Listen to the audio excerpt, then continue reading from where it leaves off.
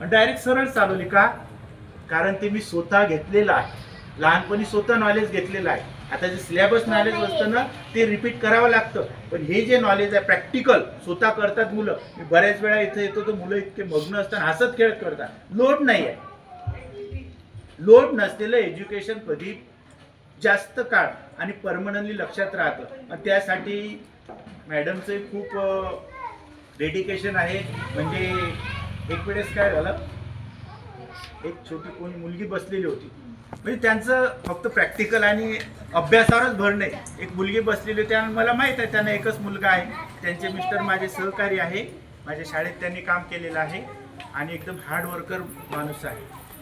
काय झालं, मी एक चॉकलेट आणलं आणि त्या मला वाटलं एकच मुलगा आहे, एक चॉकलेट दिलं. तो मॅडमनं बोलल्या की बा सध्या नको द्या.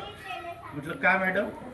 म्हणजे एक छोटी मुलगी आहे, मी नंतर त्यांना 2 करून देईन. बघा, म्हणजे माझ्या क्लासची मुलगी आहे म्हणे, म्हणजे त्या आईसारखं जीव लावतात. म्हणून तर हे मुलं, आता तुम्हाला नाही विचारलं त्यांनी वॉशरूम कुठे आहे, वॉशरूमला जाऊ काय, त्यांच्या जवळ विचारत आहे. त्यांची मेहनत आणि त्यांचं लव सिस्टम आणि केअर सिस्टम हे खूप आवडते मला. इतकी आवडते की खरंच. आणि त्याच्यामुळे समजा ते शून्यातून आता विश्व तयार करता आहे. त्यांना तुमच्याकडून, यांच्याकडून आणि माझ्याकडून खूप खूप शुभेच्छा.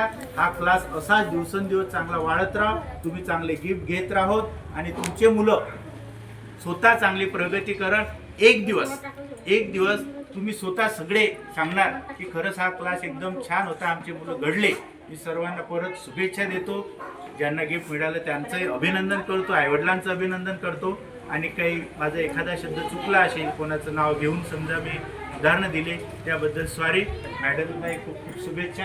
थँक्यू.